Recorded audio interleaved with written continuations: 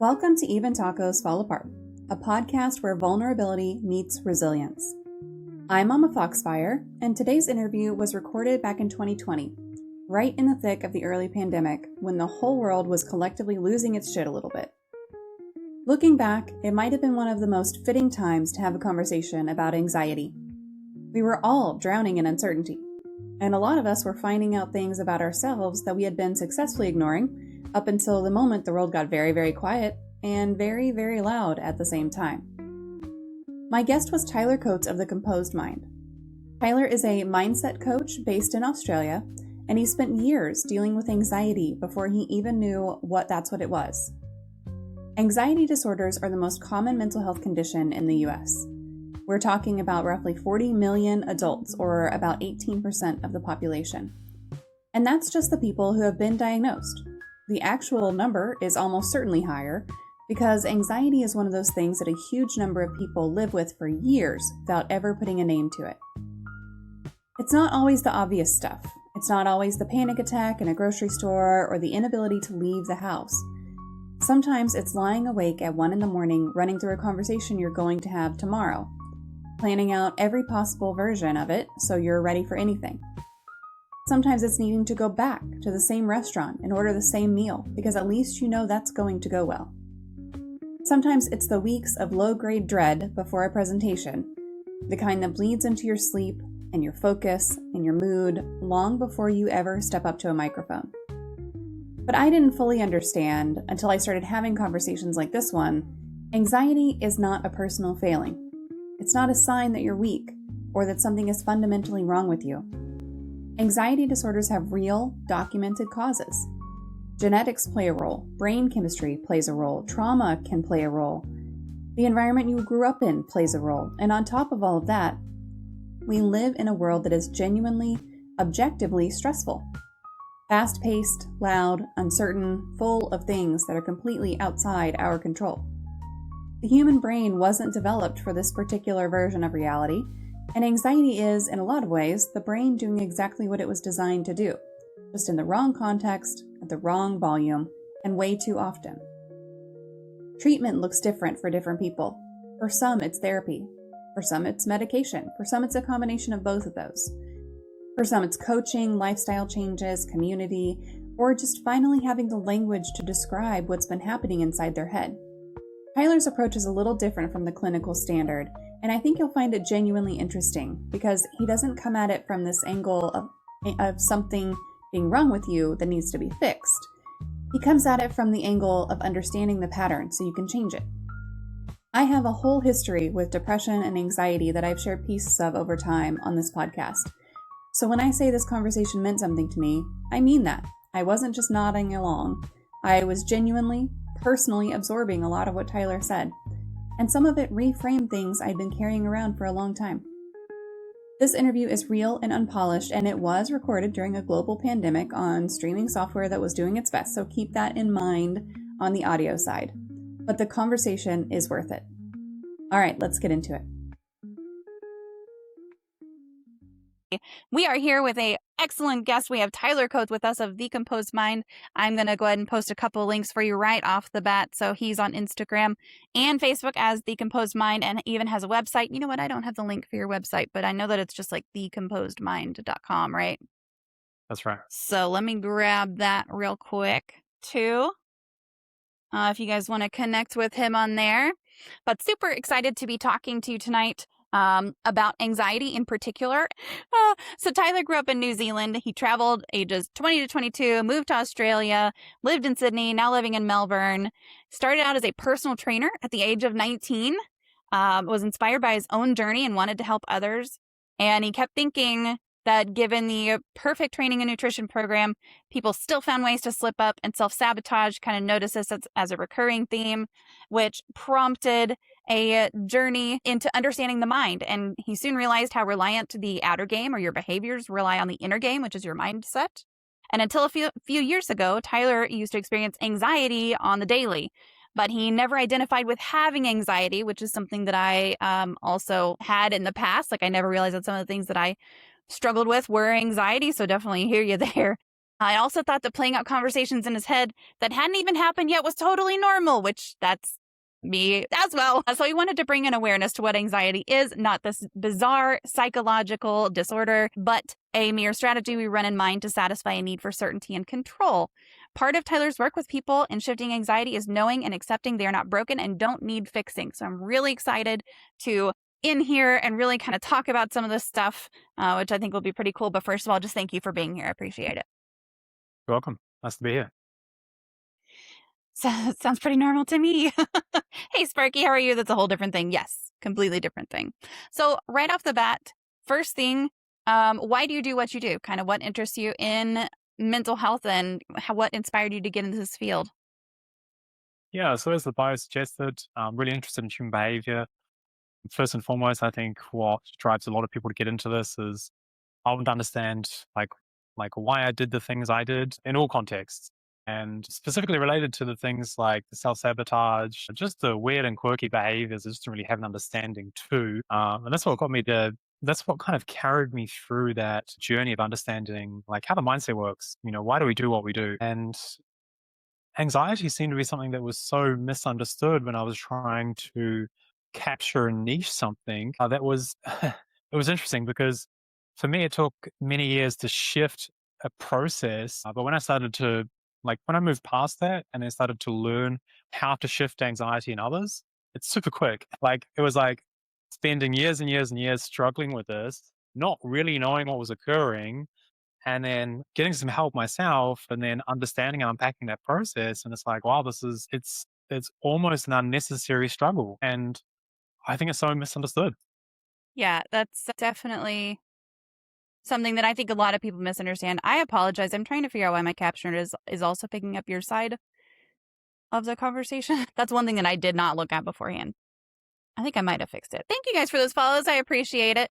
But yeah, I think that that's something that a lot of people have this big misunderstanding about is what anxiety actually is, what it feels like, what it looks like, and kind of where it comes from. The misunderstanding, in my experience, leads to the stigma around it as well. The stigma of anxiety being a mental health condition. It's funny because the term itself of like a mental illness or mental health condition, like anxiety is so much less a mental health condition and more mental conditioning. For those in chat, if you have questions while we're going through this, we do have a queue set up. Exclamation point queue will get your question put into the queue and we'll make sure to ask it. But you're welcome to ask it's anything here. We do have Tyler here with us to answer questions as well. So feel free to put in there. Again, as always, non-diagnosing type questions, generally speaking, and then we can point you to resources if you need to. But feel free to engage at any point in this. So we're going to dive into a lot of that here in just a little bit, but especially right now, there are a lot of people who are trying to find things to do kind of at home versus going out and about. And I'm in the US, you're in Australia. So I don't know what your kind of quarantine lockdown situation is there, but it's pretty intense here. Yeah, it was the same for us. Yeah. I'm in Victoria, so it's probably the most restricted out of all the states. Like we could leave the home for essentials, groceries, stuff like that, takeaways, those types of things. But outside of that, gyms are closed. That was one of my main outlets, things I do. So finding alternative ways to exercise, going on walks was kind of thing to do. Rather than walking like 5 to 10 minutes to the local cafe, I would walk 45 minutes. Double down on the exercise and yeah. Do you have any like favorite exercise channels? Like I really like Mr. and Mrs. Muscle. They're on YouTube, they're on Instagram, they're fantastic. Do you have any favorite like exercise channels or videos that you like to watch at home since because our gyms are just now starting to open back up also. Look, I mean, look, having a PT background, like I've got the resources there and understand, Right. what works and what doesn't and what to do. That being said, though, there are a couple of, I guess, influencers that I do follow on Instagram. Steve Cook being one of them. I think he was on the recent Biggest Loser, but not a whole lot. Yeah. Well, Steve Cook's a good one. I mean, that's a Yeah. pretty solid recommendation. Oh, there you go. As an example, and also because I want to know what is your favorite poem? So that's a question from Bite Mark. What is your favorite poem? Wow. I've never been asked that question before. I told However, you things can get weird here. think it's called, I'd have to look it up. I think it's called The Native Gardener. And I don't even know who it's by. I think that's what it's, and don't ask me to recite it. I don't have that. No, that's not going to happen for me either. It sounds interesting. I'll have to look it up and try to figure it out. That's what the last person said. That is what the I'll last double check person it's said. called Yeah. that as well. Yeah, absolutely. Do you have a serial killer or true crime story that fascinates you? Look, not one specific story. I love True Detective and like Netflix series like that. Being fascinated by human behavior is not limited to anxiety. Like just the weird ways people show up is yeah, fascinating. So not one specifically, but definitely a follower. Yeah, that's another one that I like. It's not that I like the serial killers, but I really like the stories and the stories of them being caught. Yeah, yeah. Those kinds of I love things. watching the interviews. Exodus Judge says, "Is it anxiety that makes me want to just randomly walk away from everything in life periodically?" So this is probably a really good opportunity to give an insight into the shifting of anxiety, but then also kind of my approach to it. I don't know the answer to that question, and part of the shifting, or I guess my approach is that's the question to ask yourself. And so with a lot of the like types of sessions that I do, if that type of question comes up, then my response will be, well, what's the answer? Yeah. I mean, I think that's there's probably a lot more detail that we would need behind that Exodus for sure. Because I can tell you that it's not my anxiety that sometimes makes me want to walk away from everything. But I've had that feeling before. Yeah. And so some of the questions that I ask that, it's like, what specifically is, like, what is it specifically that you're running away from? Is it what you experience in the body? Is it like how do you represent anxiety? Yeah. We might get a little bit more from Exodus Judge, but I appreciate the question for sure. Thanks for popping that in there. Yeah. So for those who don't have an anxiety diagnosis, can you tell us about anxiety disorders just kind of generally? Yeah. So there's different types of anxiety disorders, and look, I think there's relevance in some areas for typing those. For my work, it's not so relevant in regards to the type, whether it be social anxiety, specific phobias like fears of flying, public speaking, or the most common like generalized anxiety disorder. Yeah, again, there's just not as much relevance in the work that I do in typing them because the strategy is very much the same. What was the second part of the question? Just kind of for those who don't have an anxiety diagnosis, can you just kind of tell us about what it is, maybe what it feels like, kind of some of the symptoms and Yeah, okay. So most people would relate to and I guess kind of know of anxiety through what they experience in the body. It's a response in regards to perceived fear. So it's like the mind convincing us there's something out there or in the future or whatever it is. It's reason for us to be fearful of it when there's not actually real fear there. So it's kind of like, I don't know if fake fear is the right words, but for lack of better words at the moment, let's go with that one. So what's experienced in the body at that time is either the flight, fight, or freeze response. So that might be the increased heart rate, that might be the sweaty palms, that might be the just general warmth all over the body, that might be heart palpitations. Like it's generally a quite unpleasant experience for people. I would almost relate it to doing a really hard workout or going for a really intense run, minus the endorphins. right. Yeah. Yeah, you get the bad parts of that. Mm, yeah. Yeah. That sounds like me every time I have to give any sort of speech, which is weird because like I'm always on Twitch doing this stuff, but it's not as bad when it's just in front of a camera. Like there's something about being in front of a room full of people that just like triggers that for me majorly, but I've worked on that quite a bit, so it's a little bit better. Right.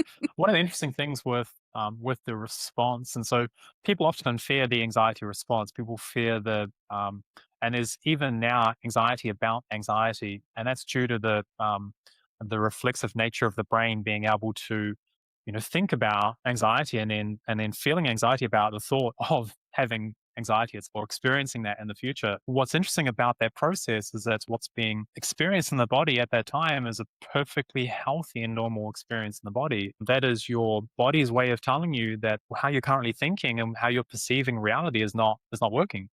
So it's just the body's response to a thinking. It's exactly the same as if you were to drink too much alcohol and throw up, or have a hangover, or whatever the response is, but throwing up's the most relevant one. You have too much of a bad thing, and your body's like, hey, like the job of the body is to maintain homeostasis. And so that response is like, look, like this ain't working. Don't do that Um, anymore. yeah, yeah. Stop. Yeah, right. Yeah, I mean, for me, especially with public speaking, like in particular, that's really when I get very anxious right before I'm about to do any sort of public speaking. But I have to remind myself, because I'll work myself up to it for weeks before. And like every time I start thinking about it, like I'll start kind of having this little panic moment. And I have to continually remind myself, like, hey, yeah, you're going to be panicking right before you start. But as soon as you step up to that microphone, you're fine. Like that's not going to be a big deal. All of that's going to go away and you're just going to be in the zone and do it and you'll be fine because you've done this before 1,000 times. It's okay. No big deal. So, hey, maybe stop drinking the poison. Yeah. So the interesting thing about, without going into detail of that specifically, the same process is playing out, like the self-talk, right? Like, what are you telling yourself, whether it be Yeah. conscious or not? Everything's going to, turn out bad or turn out great. And then whatever you're telling yourself, then your state's a response of that. So you either get in front of the mic and you're freaking out, or you get in front of the mic and you're really composed and you just do what you need to do, which seems like what you're doing now. Now, to give a bit of insight into that process, the mind is constantly deleting, distorting, and generalizing information. And if you're not consciously aware of this, then we start to create these rules. So, for example, public speaking is a really common one. I had this up until about 20. And it's like most people don't fear speaking to someone one to one, or even like if they're sitting at a cafe, a couple of friends, and it's fine. Like there's no fear of, but you are speaking publicly as soon as you start talking to just one person. But we start to create these rules that as soon as there's like more than one person, it's like, oh my God, like I can't do this. And those are the kind of the rules that lead to the experience. But most of the time we just don't know that those rules are playing out. That's just one example of something, like certain frames someone might have. Yeah. No, and that's actually really relevant too, because for me in particular, and I know that I keep talking about like myself, but that's because that's my experience with it. But especially for these interviews, because I do these interviews on Mondays and I do them same time, same bat channel. Like it's never the same interview, but it's always the same process leading up to it. I always get really nervous right before, but as soon as I start, it's just a conversation between you and I. It's a conversation between the people in chat. It's not a big deal. But all that So, kind of thing. as an offer, and if you want to, you don't have to, we can move on to this. How do you know to call what you experience anxiety? I actually talked to a therapist about it. Okay. I talked to my therapist. So I have chronic depression, and then I also have not generalized anxiety, but I don't remember what she called it. I call it situational anxiety. Like it only happens certain times. I can predict it very well. Like I know when it's going to happen pretty much. And then I also have a stress response, like anxiety kind of thing that happens. So it's super fun. So if we take that question and broaden it, the physiological symptoms between anxiety and excitement are almost identical. Mhm. And so often for people, whatever situation it is, that's one of the main questions that I'll ask is like, how do you know? And without being told that this is what you're experiencing, like you're about to get up and give a speech right now, or talk the opposite sex, or whatever the situation is, it's like, how do you know to label that experience anxiety? Like, yeah, because you say this is what you're feeling in the body, but how do you know to call it that? So Let's.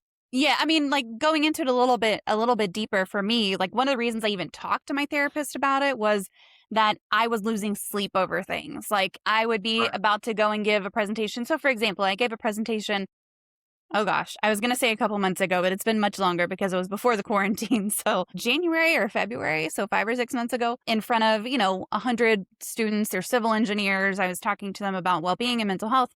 And it was at this symposium. And I stressed about it so much that I would lose sleep. Like I lost sleep the night before. I wasn't focused at work. Like the reason that I would call it anxiety versus excitement in that particular instance is because it was affecting other areas of my life. Like if it was just happening right before, then I would definitely call it excitement. Like absolutely. That's it for me. And I like that you mentioned in your bio the piece about playing conversations in your head, because that's basically what I do. I play them in my head at 1 o'clock in the morning. So you just brought up a really good point, and I think it's really key to pin that now is that the anxiety, the label or the diagnosis is sustained psychological stress. Yeah. And so that's a really important distinction. In the question that I asked you and what you've just brought up is that I'm pretty sure it's 2 weeks. I think 2 weeks is the what do you call it, the diagnosis time. Right. If it lasts longer than that, that question is more relevant in the sense of like um, before it gets to that stage. Hmm. Yeah, really Yeah. good point though. Yeah, Good pin there. absolutely. Exodus expanded a little bit and said it tends to be when I'm really busy and stressed out, generally unhappy in everything from my housework, family relationships, to even the food that I'm eating. And also says that they do the same thing with kind of talking in their head, I think is what they're referencing there. So I think this is in reference to their earlier question about the is anxiety, what makes me want to walk away from everything periodically. So yeah, the Yeah. talking in your head. Yeah. I mean, look, to answer that generally not really referencing that question, uh, I can imagine even this was true for me that I'd want to avoid uncomfortable experiences. And that's kind of like a default, well, I would say like a default pattern or default for human beings is like, let's avoid uncomfortable situations. So Yeah. I guess in essence, yes, that's perfectly healthy. I mean, we're evolutionarily speaking, however you say that phrase right there. Mm. Like that's benefited the human race, right? Like Yeah, avoid these right. kinds of situations. Yeah. Like thousands of years ago when we were hunting for our food, we were faced with a I don't know if like lions and tigers are around then or whatever was a dangerous animal, but that was a really valuable response. Like, oh my God, this could potentially go wrong. Like I need to get out of here. We just really haven't grown out of that. And then I think the combination of like these fast-paced lifestyles, variety of factors contribute to this pandemic that now we're calling anxiety. Yeah. Bears chewing on me is uncomfortable. Probably avoid that in future. Probably be good to Right. Yeah. not do. Yeah. Good idea. So what are some of the risk factors and triggers for anxiety, generally speaking? The main risk factors can be related to cardiovascular um, side of things. So the increased stress that's been put on the body. Now, like I don't know if there's value going into more depth about that. It's not really my area, to be fair, in regards to what the effects on the cardiovascular system in Hmm. depth. But yeah, it definitely has an effect on the cardiovascular system. But I think more relevant, the effect that it has on just everyday life. Determines for a lot of people what they're aiming for in life. How they set their goals, how they navigate their day, those types of things as well. And then as far as what was the first triggers, did you say? Yeah. Well, I mean, PTSD, for example, one of the types of anxiety, like a trigger for that would be a traumatic experience. But in regards to like triggering future, let's call it episodes of anxiety, it can be automatic. Like it can be a automatic response. So there's part of the brain that can, let's say, like store memories. And so if there's a certain type of event that um, you've programmed and learned to feel anxious about, and that comes up again, like it'll just bypass the part of the brain that's responsible for, let's say, kind of like the thinking and logic, and will come on straight away. So triggers are really individual. Just depends on the person. Yeah, I think that that's a really good point. And it also depends, like, I think I think OCD is an anxiety diagnosis. Is that Yeah, right? OCD falls into that. yeah. So the triggers and risk factors probably for OCD are going to be different than generalized anxiety disorder or fear of public Yeah. speaking. Oh, I mean, so this is the thing that the word anxiety itself has only been around about 40 years. Mhm. So that came about in the 80s. And prior to that, it was all like, it was generally phobias, right? So, like, a phobia of germs would be like OCD in the sense of cleaning, phobia of flying, public speaking, whatever it was. So, yeah, variety of triggers. Yeah, most definitely. Do you know if for instance women are more likely to have anxiety than men or vice versa? Yeah, there are some stats on it. I know for Australia, it's higher in women.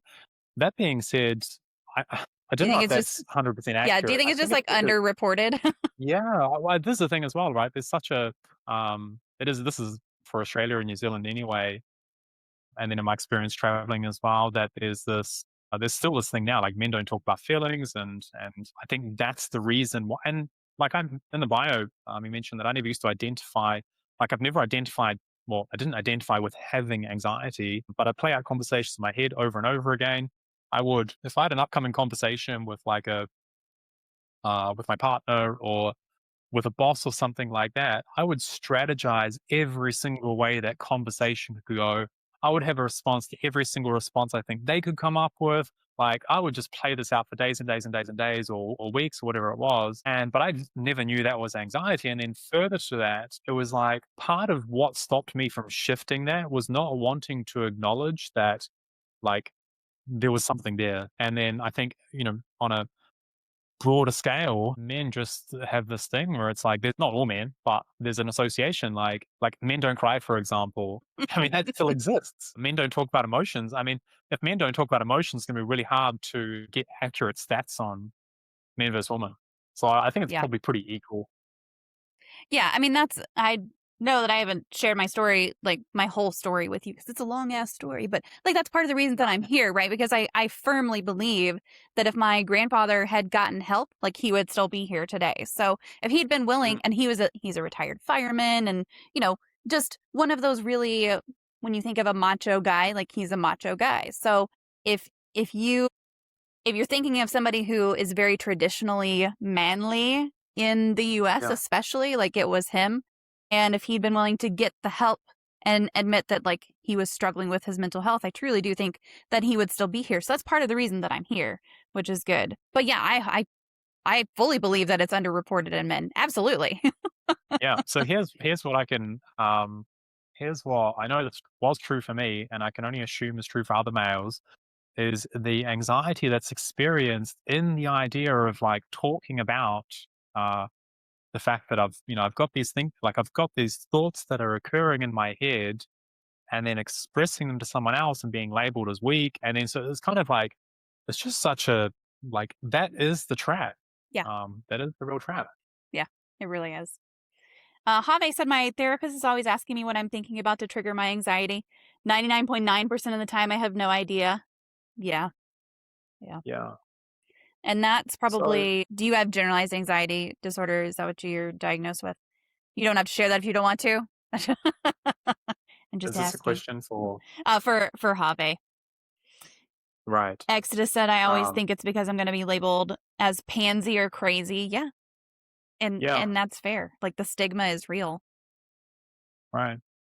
One of my messages is when I talk to like let's say for example this platform now, I would say it is more crazy to hold that back than live, suffer in silence. Yeah. That's what I love about these platforms as well, is the opportunity, especially where it's not. One of the biggest things that I've found in people coming and like working with me is even like some anxiety, or sometimes there's a lot of anxiety about the idea of shifting anxiety. And so what stops a lot of people from working with in the first place is like, I'm just so anxious about like what's going to occur because it might mean confronting like whatever's going on. But yeah, platforms like this are great for that. Like it's just, I think it's that first step where it's like, I can just share what's going on in my head. Forums are great for that as well, especially support forums. Some forums, they can, there's a little bit of judgment and, Mm-hmm. and, stuff like that. But yeah, I think this is definitely the right step forward. Yeah. Heart Support Forum, by the way, if you don't know what Heart Support Forum is, you guys should check it out. I also just made it onto the Heart Support stream team, so we'll have some tools and stuff. I just got the email today, so I don't have the tools and stuff ready, but I'm super excited about it. That's cool. Fee said my boyfriend doesn't really talk about his emotions either. We're working on practicing the feelings talk so he gets more comfortable with it. Part of what makes him not talk about it is that he feels like he's not going to explain it right.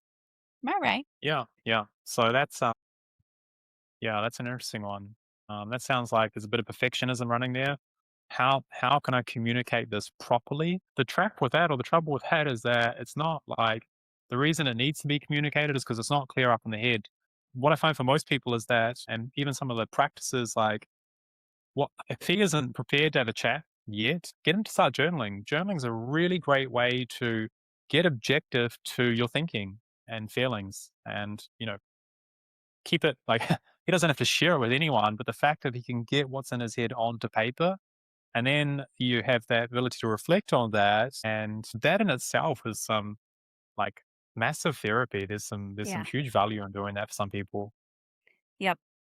That is one of the things that I found that worked. I tried a lot of different things to try to figure out what would work for me, but journaling is one of those things. I don't do it on a regular basis, but when I'm struggling with something, like I do, and I just get it out on paper. Mm.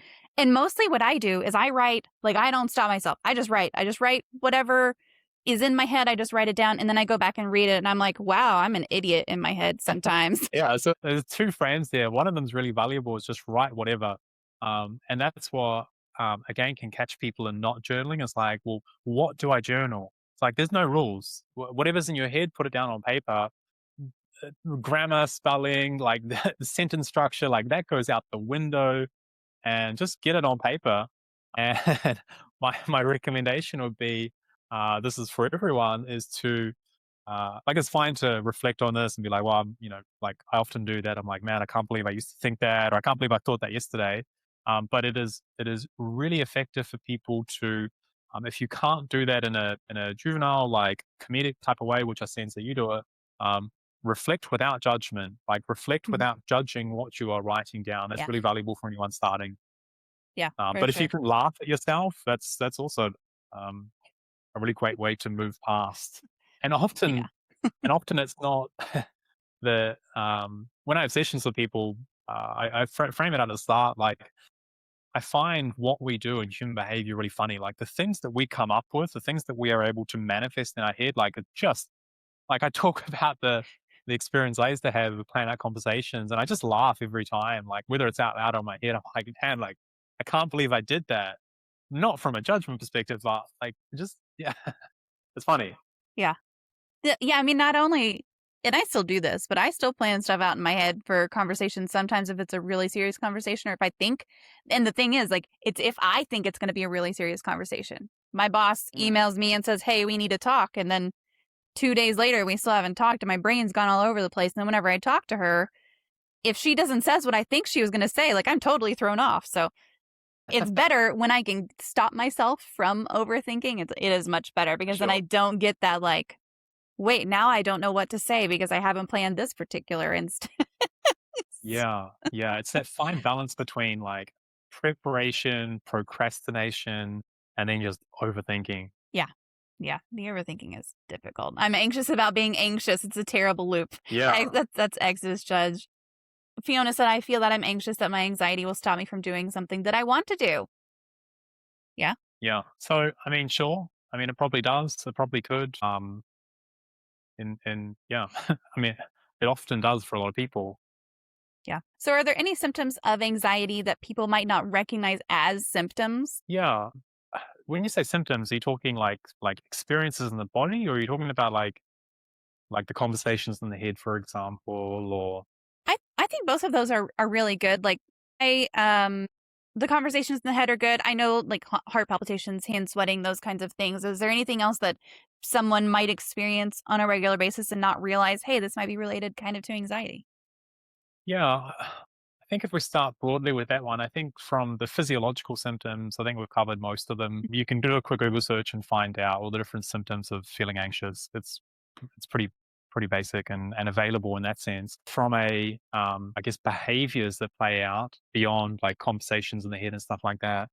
I mean, let's use social anxiety as an example. I don't necessarily like using the terms or using the labels again, but for the sake of this, that would be like really overvaluing. I'll use the words overvaluing the judgment of others, usually the harsh judgment of others. And so as a result, wanting to avoid social situations and just generally not having fun when it comes to that type of setting. Is that kind of the direction? Yeah, yeah. Yeah, I think Yeah, that's yeah. Look, generalized anxiety, again, I'm not a fan of the labels, but that just seems to be like worst case about anything. The like, this is the thing. It's like there's these different like 6 types of anxiety, and there's only one type of medication. If you are taking medication or go down that route, I'm not for or against medication. It's an individual thing. It's definitely not something I even advise against or for. It's something that's conversation with your doctor or psychiatrist or whatever. Is not for me to get into. yeah. Again, I'm not pro or for it. I think there's a place for it. Um, the passion is the same. Like the feeling of anxiety in the body. Or let's break the terms down. anxiety is the label given to the sustained psychological stress we talked about before. So if you're stressing about something over and over again and it's happening like technically like more than 2 weeks, then it's anxiety.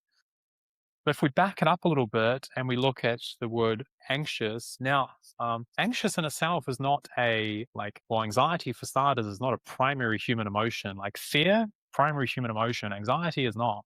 Anxiety is really the label given to the process. And so all the different types, whether it be generalized or social or whatever it is, they all have the same theme or the same type of thinking in common. One, actually, other than PTSD, well, actually, no, they're all past or future oriented thinkings. So it's all either like this has happened before, therefore it's going to happen again, or hasn't happened before. My anticipation of this to occur in the future is going to turn out really badly. So, first off, most of anxiety is future oriented. So it's about going into the future. It's imagined, like everything past and future is imagined. It's either memory or imagined. They're only constructs that exist in the mind. Now, beyond it being future mainly, there's a worst case flavor to it. So I'm anticipating something to occur in the future, and I'm just anticipating it's going to go really, really Yeah. bad. And that usually spirals down, right? Now, outside of that, it's the really important thing to note about anxiety. One of the key things is that it's often for most people based on possibilities, not probabilities. And so let me break that down a little bit more. Wherever you are right now, regardless of your time zone, I'm in Melbourne, so it's midday. If I said to you, like if you do anxiety and you feel anxious really often, and it just seems to be a pattern that you run all the time, I want you to try and get anxious right now about being on Mars in 2 hours from now, being on the planet Mars in 2 hours from now. Now, if you do anxiety really well, you should be able to do that. But for most people, they just can't get anxious about that. Like, are you feeling anxious about the need to be on Mars? No. You got to do it. It just No. the brain can't conceptualize Right. that. It's based on like we convince ourselves these future possibilities are probable. That I'm going to get up on stage and everyone's going to laugh at me. But like it's like it never happens. It very rarely happens, but we convince ourselves it's probable. Yeah. So that's the main theme in regards to the thinking that responds in the anxiousness playing out in the body. Like the feeling is response to the thinking. Yeah. It's perfectly healthy, by the way. Fee, are you stressed about Mars now, Fee? So I know that, you mentioned medication. And again, that is a very personal choice, whether you take medication for anxiety or you take medication for something else or you don't. There are different options. But what are some of the more common anxiety treatments? And then I want to go into kind of how you treat anxiety and how that differs. Yeah. I guess it depends on how we're defining the word treatment. Look, um, let's take medication for example. That is classified. We could classify that as an anxiety treatment, and that will 100% like relieve some of the anxiousness in the body. Like that's what it does. It works on the receptors in the brain, and like you take some medication, you'll feel less anxious. Generally, I've actually a lot of people I've worked with, they also say that it doesn't work for them. So I haven't taken any myself, so it's not again that's not my area. But yeah, that would be a treatment, for example. That's going to treat the symptoms, not the cause. Mm-hmm. And so that's a real key distinction. That's like most medication, right? Yeah. Treat symptoms, not the cause. Now, there can be value for some people in that if let's say like their anxiety's got to a place where it's fully out of control. When I say it's fully out of control, like there's just like that need for the clinical intervention to just like calm things down, like the nervous system's overdrive. That would might be an example again. Like I'm not one to um, recommend or advise it, but that might be a case where that's really valuable. Bring things down a little bit so that you can actually start to get some clarity and start to Right. unpack like how you're thinking and like why am I feeling anxious all the time and those types of things as well. It'd be like would be an example. Yeah, I don't have an example right now. Come back to one. That would probably be one of the most common ones. Then there's also some really let's call it like natural ways to help um, manage feeling less anxious. Uh, so exercise, for example, exercise is a great way to release adrenaline, like stored up adrenaline. So often with people that like, that is even sometimes a practice that I'll give to someone, like time permitting and stuff like that. Like that's a really great outlet for people to just help let things go in the body in that sense. Yeah. So it can be a great like de-stressor for that. Most people know that or most people that have experienced the workout before, like they feel great afterwards, whether anxiety or not. Stuff like nutrition, I might be a little bit biased because I'm coming from a fitness background, but stuff like healthy eating, like I know for myself that if I'm like super dosed on caffeine, eating lots of sugar, like if my like previous in the past, if that's been an outlet that or that's been an aspect that hasn't been that great, then like there's been some like crossover into I just know that nutrition is like it's inside out, right? So that can help like drugs and alcohol, those types of things as well. Like they can cause symptoms to flare up as well. And then from treating the actual cause, and again, there's kind of like two parts of this, two layers to this. Cognitive behavioral therapy or CBT. That's a really common one. So if you go see a psychiatrist or a psychologist, that is the main technique that a psychologist would use with someone. Again, cognitive behavioral therapy, that is essentially like to break that down. Thoughts impact feelings, feelings impact behaviors, and then behaviors reinforce like thinking. So that's kind of like if you can imagine a circle. Now to go into and CBT is really I guess, kind of like the founding principles and at the core of what I use as well. Um, and shifting anxiety for me, it's about going deeper than actions and behaviors. So, like, let's say, for example, anxiety is thinking worst case. So CBT would be like, think best case, think positive, right? That's changing a behavior. Again, that definitely does. That's not like masking symptoms or anything. That is getting into the cause. Mm-hmm. But it's a reframing on still a behavior. It's like you're thinking negative at the moment, you're thinking worst case, start to think best case. And that works for a lot of people. Like even that alone can just be like enough. On the flip side, there's also more required. Like that didn't work for me in the sense of like reframing and telling myself like, yeah, like I think positive. It just like there was just a period of time and then there was certain context where that was just not like it just did not work. And that's where this kind of work started, is really delving in and understanding the beliefs, the values, the personality frameworks that are governing the experience staying there. That for a lot of people is quite hard to grasp. I'll use my example because that's always the easiest I've found. For me, my anxiety was a response of this core belief not being met, that like I'm not good enough, like I'm not valued as I am. And so that core belief drove different behaviors to play out, different ways of thinking and stuff like that. And so I'm running this belief of like I'm not valued if I don't do X, Y, Z, I'm just not like good enough, blah, blah, blah. And so that was the underlying belief. And that underlying belief would then drive like certain values, and then that would show up in certain behaviors.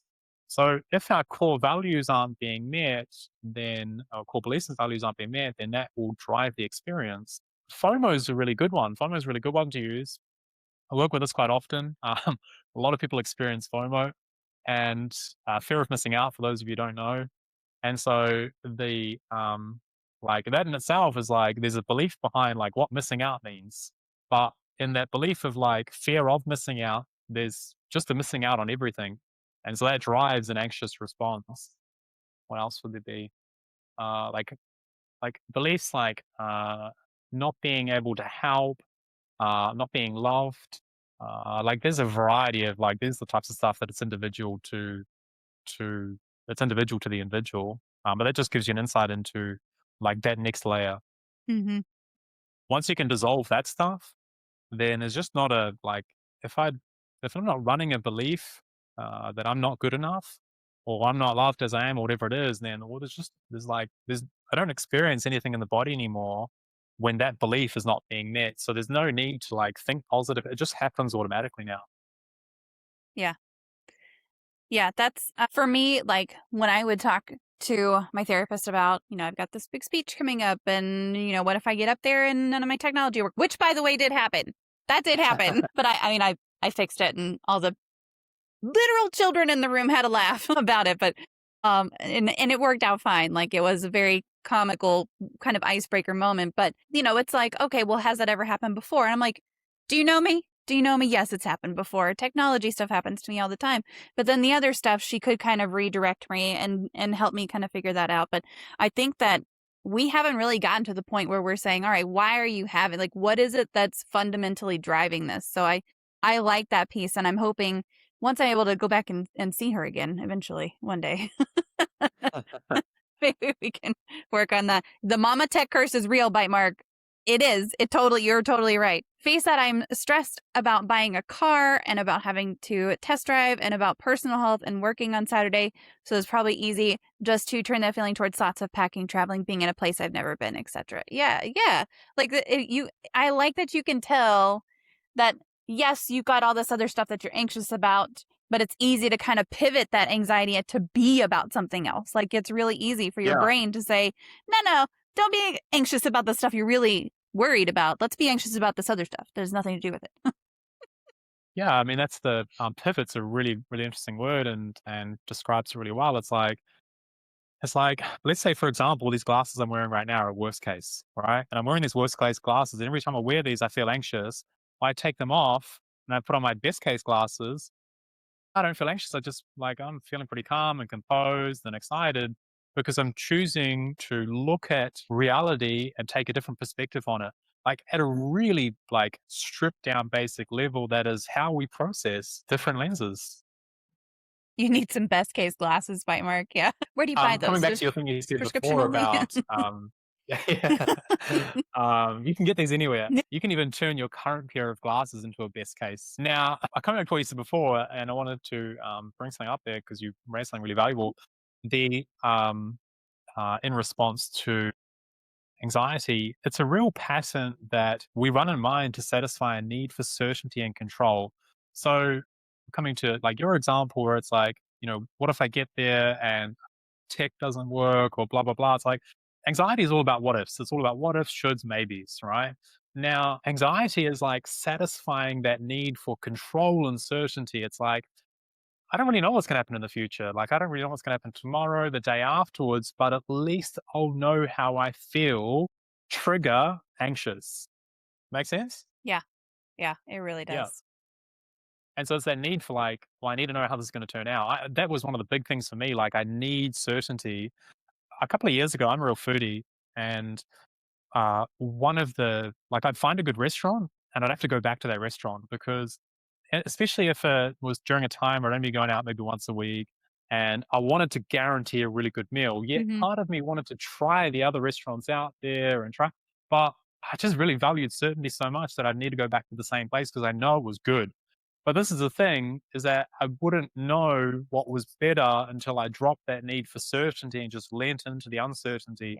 And truth is, like, we just don't know how good that burger is going to taste until we're sitting down in that chair and eating it. Like we can strategize in our mind about every aspect of that meal, but the reality is we just don't know until it's sitting down in front of us and then we're eating it. Yeah. I get the same way with a lot of restaurants. I don't think, well, maybe it is. I've never considered that it could be kind of anxiety related, but I get in the habit of going to restaurants that I really enjoy, but only trying the thing that I know that I like. Like I have my meal that I order there. Getting into that, like I'll go to Little Red Wasp, which is right across from where I work, and I order their Reuben because I know that I love their Reuben. It's fantastic. And so then I'll see everyone else like order all this other food. I'm like, dang, I should have branched out and tried something different. So now I've started like, if I go somewhere, I try not to order the same thing that I ordered last time. Like I might order it every other time. I might get a Reuben every other time, but so a really key distinction here as well, and it comes back to the whole like, how do we or the need for a classification, like when that becomes like, let's say let's actually ground that. If I wanted to be a food critic and I was running that strategy, that would be really detrimental to my career as a food critic. Right. Because I can't review the same restaurant over and over again. But, if that need for certainty plays out and it's like I know a place that does good coffee. So 5 times out of 10, I'll go to that place, or maybe even like 9 times out of 10, because it doesn't have any detrimental effect on my life. Like I value a bit of coffee or I value a bit of Reuben or whatever it is, but like I don't lose any sleep over not trying a different Reuben, right? Like that example. And so again, that's the real like key distinction between anxiety being a disorder where it's having a disruption in you functioning and living your life versus just a preference, but that also demonstrates the at its core, it's the same strategy. So for me, it's more like a degree of anxiety rather than a static anxiety. It's like there's just a degree of how the strategy plays out in mind. Yeah. The example we talked about of the Reuben is like it's like there's just nothing wrong with that. Like choose to do that, choose not. You might want to branch out. Like it doesn't affect you in any way. Again, food It's a critic, that's a it's a real problem. it's a good fucking sandwich. Like, Yeah. I'm not kidding you when I say it's the best one I've ever had. I believe you, yeah, and there's nothing wrong with having that certainty in that. Like, this is the part of that's one of the beautiful things about certainty is like we know it's going to be good. Yeah. Yeah. New career plan. Review the same thing over and over. What was that? Yes. No, by Mark's a new career plan for as like a food critic. Just review the same thing over and Right, over and over. right, maybe. Yeah, sure. I That mean, would, most consistent. I mean, hey, you got to make sure that the restaurant's still making things the right way, right? Like yeah, 100%. maybe they made something last week and maybe it's not as good this week. We need a weekly review. Yeah. Yeah, find people that value consistency, and there'll be a Yeah. business there. Yep. Yep. Bymark also said physical health and mental health are correlated for sure. And I just want to point out with that comment, like, absolutely, they are very, very correlated. Like, if you are super anxious and like Tyler was saying, you go for a walk or a run or a workout, really good workout. And sometimes that can help you break out of that a little bit because you're working out some of those things that your body is exhibiting already and you're kind of giving them a place to go. But also I do want to point out, and I'll just give a quick example, and this is going back to the medication piece of it. Like sometimes there is something chemical that's happening. So I had postpartum depression and it was my hormones that were causing it. And legit, like the only thing that helped me was medication. Now I have chronic depression now after a very long gap between the postpartum. Like it's not, the two are separate, but I don't have medication for that now because I don't think that that's what's going to fix it. Like I could get on medication and just treat the symptoms, but then that comes with side effects also. So I would rather treat the thing that's inside of me, like thought-wise, brain-wise, process-wise, framing-wise, besides medicating now. However, if you have something like postpartum depression, I think that's a really good case where, yes, your physical health and your mental health are connected. Yes, medication really only treats the symptoms, but sometimes like it's warranted. I just want to be really clear that neither of us is saying don't take medication if you need it. Yeah, let's say you had a C-section, you're not going to be able to exercise for like 12 weeks at least, Yeah. So therefore there's just no intervention that comes into exercise. And yeah, I completely agree. Like that would be where it comes in. Yeah. There's nothing wrong with that short term anyway, that I know of. Yeah. It was amazing to me. Like I didn't even realize that I was depressed when I had postpartum depression. I went into my doctor and my doctor was like, hey, take this medication. Yeah. And it was like within 3 days, so much better. Now I've tried medication for what I'm dealing with now, and it was not the same. Like it was not as effective. The side effects were not as bearable. So yeah, it's definitely a moment to moment, person to person kind of thing. But Sure.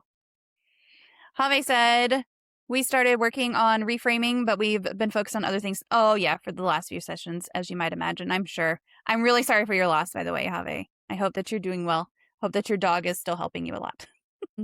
Okay, so you treat a lot of different clients. What are some common misconceptions you hear from clients about anxiety in particular?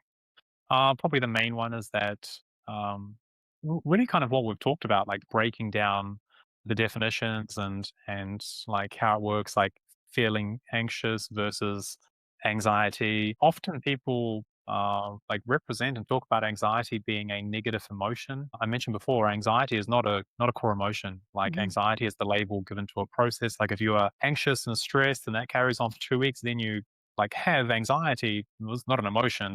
That's a diagnosis. So that's one of the most common things. And so when people think of or relate to anxiety as an emotion, then it often results in them like kind of takes a bit of power away in that sense. It's like, well, if it's an emotion, I'm just feeling it. And it's kind of like automatic, like I can't control my feelings. that's kind of like the main stuff. Yeah, that's definitely the main stuff. The and then kind of I guess the way in regards it's shifted. One of the I'll say initial kind of like shocks for people when they realize, or when when they fully understand and then also experience that the anxiety they experience is a result of their thinking, like most of the time, uh, like that's usually the biggest like, oh my God. And then when there's this like from developmental psychology, and this is coming from a developmental psychology from my perspective, like other experts will disagree most likely coming from a different perspective, that like you are in complete control of your thinking, your thinking, you're in complete control of your feeling. Now, when I say that, I mean thinking drives the feelings. So to the degree, like when we're talking about anxiety, further to that, like you're in control of your actions and behaviors. Like what you do is and that's one of the key things in shifting it is like, here's what your personal powers are. Like you are in control of this experience. Well, you might not be at the moment, but that's what we're going to work towards. And that takes a lot for people. There's massive acceptance that's required, and ownership, and the responsibility of like I'm doing this to myself. Like when for me, when I was after playing out these conversations for years and years, and to the point where I'm like, oh, like this is me. No one else is doing this, and one of the other misconceptions is like people make me feel a certain way. I often get that, like if it's like a let's say like a social thing. Someone might say to me, someone made me feel anxious. And it's like, so let's stop there. No Yeah. one can make you feel anxious. Right. You are not, maybe deciding is not the right word because it might not be a conscious thing, but you are responsible for how you feel. But previously, before we spoke, you just weren't conscious about it.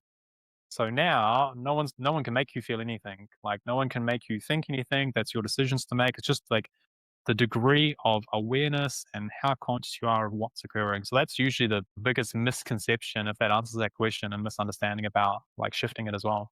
Yeah. I actually had to have that conversation with one of my kids recently because he said some so and so made me feel really mad. And so I smashed this thing. And I was like, all right, let's talk about that because Right. they didn't make you feel anything. Their intent was not to make you feel that. Like, so let's look at what they were intending to do. Like, what were they trying to say, first of all, so that you're trying to put yourself in their shoes. And we have to work with empathy with him a lot. It's a valuable skill. We have to work with that with him. Like, I have one child who is so empathetic, it's crazy. And then I have one who has like none.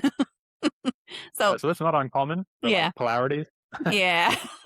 So we have to work with him a lot on like, all right, let's put you in their shoes and think about what they were trying to do, what were they were trying to communicate, and then how you feel is like your responsibility, but also how you act after you feel however you feel is absolutely your responsibility. Like that's all on you. So, are there any treatment methods that were used in the past for anxiety that have proven to not be as effective today? CBT is the most common. Cognitive behavioral therapy is the most common technique that a like psychologists would use. There's people that say that doesn't work. It's like, oh, I tried it, and so, and then there's also testament in people that like I've worked with clients that have had like 12, 24, 36 sessions, and they're still talking about the same thing. And we have like 2 sessions, and it's like we've moved past that. Like we've shifted everything that was occurring in 20 sessions and like 2 sessions, and it's like we're going to the next layer. And that's the difference. So yes, it works for some, doesn't work for others. Because again, if you don't, it's kind of like if we look at that, the cause and the symptoms versus the kind of cause again, that's really like CBT, developmental psychology, and the stuff that I'm working with. Yeah. Yeah, I think that's. I mean, I do think that there are some people who benefit from some types of things, like we're talking about medication. It can be very, very individual, but just generally speaking, I think that a lot of people could benefit from from just trying to reframe things a little bit from kind of the inside out, sort of. Yeah, 100%. Reframing is really valuable. It's like the glasses example. The one of the often kind of like the thing with worst case is it's very easy to get trapped in worst case.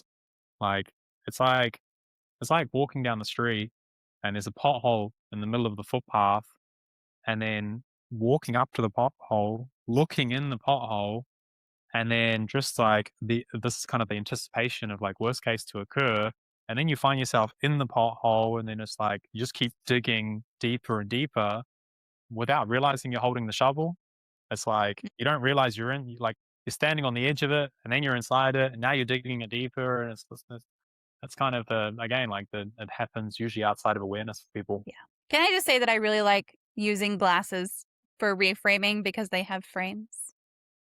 Yeah, So, what resources are available for those who struggle with anxiety? I know that you're in Australia, and there are people in chat that are all over the world. So, just generally speaking, are there websites that you recommend, or books that you recommend, or anything like that? yeah. At an individual level, again, it depends on kind of like where that person's at, what I guess kind of like what they're struggling with, not anxiety, but what they are struggling with and Hmm. shifting anxiety. Look, there's heaps of resources out there. It just depends on what's going to be valuable to that person Yeah. and what the intent is. Like, do you want a resource to shift anxiety? Then I'd say, yeah, come and chat with me. Do you want a resource to understand uh, anxiety? Then Google is going to be the best resource for that. Like, there's generally pretty consistent information like Yeah. available. And then if you want to just share your experiences, then find a forum. We've got one in Australia, Beyond Blue, which is a great one. Pop stuff in there. I think there's the Heart one you talked about. Is that kind of a similar thing? Yeah. So I'm not Share sure your what experiences. Beyond Blue is, but Heart Support Forum is one that you can go on, and it's just peer to peer. Like, it's not Yeah, professional. same Yeah. thing. Yeah. Yeah. So that's valuable with like sharing what's going on. I have a look in those Mhm. forums from time to time, and they seem to be really. I think for a lot of people, just like I just want to get this out of my head, and that can create a bit of distance for people. It's kind of like journaling in a sense. And then some people offer some. That's really again, it's like peer to peer. It's like, well, here's what's worked for me. It's not usually like there's no diagnosis or anything like that. So Mhm. again, depends on where the person's at, what they need, resources. Look, I've put together a guide on shifting anxiety, a self help guide, calm your anxious mind. So I'll pop the link through to you for that. Yeah, That's free to absolutely. download. It's a great resource. It asks some questions that Yeah, really I think I have the expand the link, map. but I couldn't get it to work earlier. So I was trying to. The literally is loading the site the last couple of hours. Okay. The host is having some problems, but it should be good now. Okay. Yeah, I think I've got the link, so I can share that in the chat right now, actually.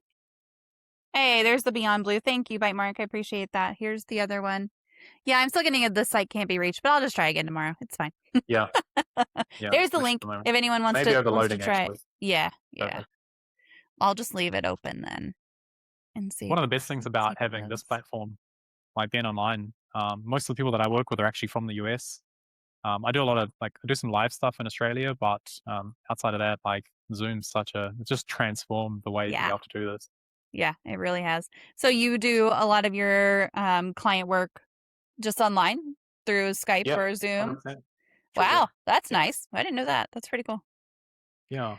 It's often more convenient, and like I don't have the opposing option of like sitting someone down in a clinic and a whole couch and chair thing, but like I do believe, and this would be true for me as well, like sitting in the comfort of my own home in a space that I'm like, comfortable with and feel safe in, and like convenience factor alone. But yeah, just being able to like do this from the bedroom or their office or lounge room, whatever it is, like I think there's a Yeah. real safety in that facilitates just an openness from the get go. So is there an overall well-being strategy, whether they struggle with anxiety or not, is there an overall well-being strategy you would recommend to anyone? Yeah, look, I think overall working on like bringing greater awareness to self in regards to how you do you is probably one of the best strategies. So like speaking very broadly, that you could do. Yeah. I And do. then the physical strategies of exercise and Yeah. nutrition and stuff like that, of course. Yeah, I do remember what I was going to say. I was going to, so my therapist has been offering like sessions kind of during Mm. all of the quarantine and everything. But it's funny because all I can do is text her and be like, listen, I can't talk right now. My children are going to bang the door down. Yeah. I'm like, unless you can do a session at midnight, it's not going to happen. She goes, why don't you just lock yourself in the car and can watch my house burn down behind me? But also they would bang on the Yeah. door of my car. Like, that's what would happen. But yeah, a lot of people, I think, are getting more used to doing things over the internet. So hopefully that bodes well for you, especially. But Mm. I think this has been a really big eye opener, not only for things like mental health, but also just for work in general. And I've appreciated that, and I hope that it continues. So Yeah. if you could change one thing about mental health, either the mental health field or people's views of mental health, professionals, educators, what would it be? Oh, that's a good question. Uh, I mean, look, my first answer is I wouldn't change anything because the current stage and how things operate and perspectives is why I do what I do now. However, I guess the second part of that question moving forward, yeah, I mean, I'd love to shift the we'll use the word stigma um around any mental health. Yeah, mental health just seems to have this rap. It's this legit most mental health is just different strategies of thinking just crazy the idea that it's to box that in, definitely for men specifically, like what we talked about before, to bring really just greater awareness and acceptance, and that's for the men to do themselves. But talk about what you're going through, that would probably have the biggest impact, I think.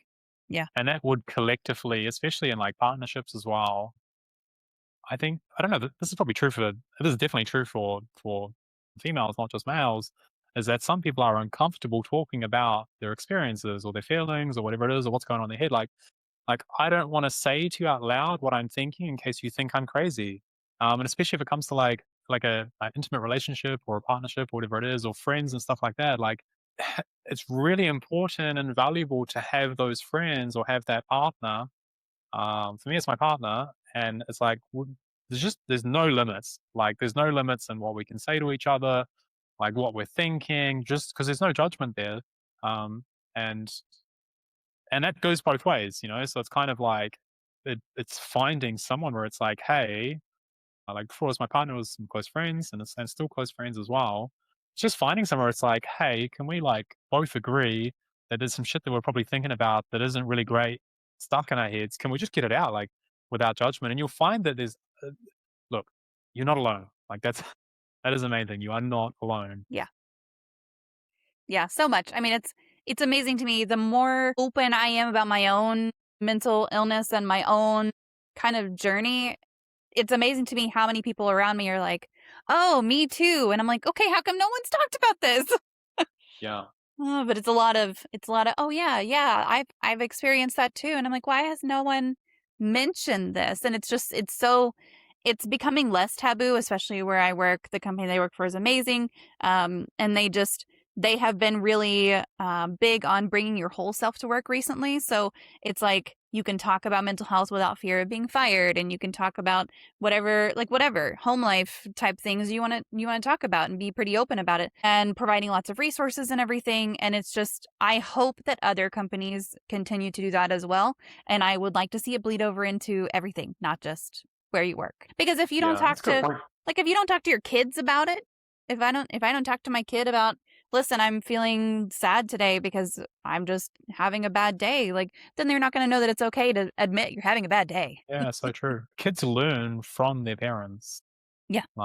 If you look at anxiety in children, I'm not an expert in this, by the way, but generally speaking, personality, for example, your kids are a mini version or a model of one or two of the combined version of their parents. Mm-hmm. And so they just learn from their parents. And anxiety is something that, from what I've looked into, I don't work with children, but they can learn that from, from their parents. But like you say, being open about it, I feel this way, and that's really valuable for anyone, but yeah, kids as well. Yeah. Bring your whole self to work, but still at home. Yeah. Well, I mean, yeah, it's been like bring your whole self to work for a while now, right? But now it's Mm. like bring your whole self to your home where you're working. But that's different. Right. Social media also had social media, not so much now, definitely there's that movement of being raw and real and authentic on social media. But the first wave of social media was look at me in my best life. Yeah. Uh, and so Yeah. that, I think, set us back a little bit. That's shifting now. And that's really important to, Yeah. it's more important for us as individuals, but then also important for, let's say, if you're controlling the social, or just you're controlling the media that your kids are looking at, for example, that they're getting a balance, there's nothing bad about following people that are living their best life and they only show the highlights, but, um, you know, also flavor it with people that are having, the real talk. Yeah. The last week's guest suggested following the hashtag on Instagram, body positivity, or like real bodies, or what was it? I don't know. I don't remember it. I'm following it though. But yeah, it's been nice to see those kinds of like real, not perfect looking people, but they are still perfect, but real looking people on Instagram as you're scrolling through and seeing all of these perfect things, to see all of the non-perfect as well, because that's more real. Yeah, perfect used to be perfect. Perfect in itself is subjective. Mhm. It used to be subjective, and then we found a way to somewhat make it objective. Still, it is hard. It's subjective, right? Like as a culture, we said like six pack as an example. Like I come from the fitness industry, a six pack, like that's perfect. Like that's what you should aspire to if you want to fit in and be culturally accepted and be of value. Then you need a six pack. Well, it's just, I mean, it's crazy to me now, but I bought into that Yeah. a few years ago. Bite Mark said a thing that a lot of people don't know: if you need a motivator for exercise during non-quarantine times. Oops, I made it go away. Where'd the message go? There it is. Is that most shelters will let basically anyone come help by walking dogs. So That's so cool. yeah, if you want the exercise motivation and some fuzzy pet time and some, she also said, exercise and funny friends without the additional responsibility of owning a dog full time. Yes. Pets are so good for mental health. Yeah, they really are. Would you like some? I have a lot. I will ship you your choice. No, not really. I love all of them. We have 3 dogs, 3 cats, 3 snakes, with 1 more on the way when shipping kind of fixes itself, because right now there are massive delays. A turtle, and I just got some fish friends for the turtle. So No way. we have a lot. It's like a partial zoo. It's like Yeah, right. I mean, we used to have guinea pigs. We've had chickens before. We've had rabbits before, but now we're just down to those, plus the children. It's okay. It's all good. Well, with that, I'm going to open it up to any remaining Q&A. And as you guys are putting your Q&A in the chat, if you have any more questions for Tyler or just in general, Tyler, I'll open it up to you and just say if there's anything we haven't talked about that you want to talk about, or something you want to throw out there about your work or resources or anything else. I'll just kind of open the floor to you. Yeah. I mean, it's been great. I think we've covered a lot. We've gone pretty deep. Look, as an invitation to anyone listening, to anyone that sees this at a later date, go check out my website, get the book, start there. And if you need some help with it, I offer a complimentary 30-minute chat, get a gauge of where you're at, help you with some things to start shifting. That's available as well. Again, jump on the website. I think that's it. Not anything else. If there's any questions. Yeah, absolutely. I did go ahead and put those links in there one more time. So there's a link to his Instagram and also the website. That link will take you straight to the book piece, but you can get to the main website from there too. And then he's on Facebook as well under the Composed Mind. So yeah, we'll give everybody just another minute. But I know that I definitely appreciate you being here, taking the time out. I'm glad that this worked out. We had a little bit of trouble getting it set up, but I'm glad that we got it all worked out this weekend. I thought that was great. So thank you for taking that time and doing that. Bite Mark's question is, what time is it there? It is they're coming on 1 p.m. lunchtime. Yeah, lunchtime. It is not lunchtime. It is 9:54 p.m. here. Bedtime. Yeah. Well, no, not yet. Although it is bedtime. It is bedtime for you. She's not listening. I'll have to go tell her here in just a minute. Okay, chat. Well, give me just a minute and I'm going to disconnect with Tyler. I will be back. We're going to play, I think we're going to play some Hunt. I think Alex is standing by to play some Hunt Showdown. So we'll probably play that. Give me just a minute to disconnect with Tyler. Bite Mark said, thank you so much for being here. Great chat. Yes, absolutely. Thank you. So give me just a second. I will switch over to a be right back screen and then I'll be back. Thanks again, by the way.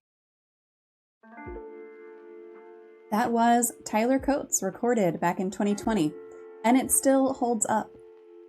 Something that stuck with me is this idea that anxiety is a strategy, not an identity. That it's the brain trying to manufacture certainty in a situation where there isn't any. Because when you look at it that way, it stops being this mysterious thing that just happens to you and starts being something you can actually work with. For a lot of folks, including me, that reframe alone is worth listening back to this whole conversation again. Tyler also said something that I think gets overlooked a lot in conversations about anxiety, which is that the physical symptoms, racing heart, the tight chest, the whole thing, are not a malfunction. Your body is doing exactly what it's supposed to do. It's responding to how you're thinking, which means the thought is the lever. That doesn't make it easy to deal with, but it does make it something you can get your hands on and work on. And then there's a piece about men not talking about it. Tyler was pretty candid about the fact that he spent years experiencing anxiety without calling it that, because acknowledging it felt like admitting weakness. I think that's true for a lot of people, not just men. There's this voice that says if I name this thing, it becomes real. If I tell someone, they're going to think less of me. And so people stay quiet. And staying quiet is exactly what makes it worse. I shared during this interview that part of why I do this show is because of my grandfather. He was a retired firefighter, the kind of tough that doesn't ask for help. And I genuinely believe that if he'd been willing to say out loud that he was struggling, he would still be here. That's very personal for me, and it's a big part of why I keep showing up to have these conversations, even when they're uncomfortable for me. So here's what I want you to take from today, practically speaking. If you recognize yourself in anything Tyler talked about, the overthinking, the worst case spiraling, the need to control outcomes before they happen, that's really worth paying attention to. Not because something is wrong with you, but because you don't have to keep white-knuckling it. There's tools. There are people who can help.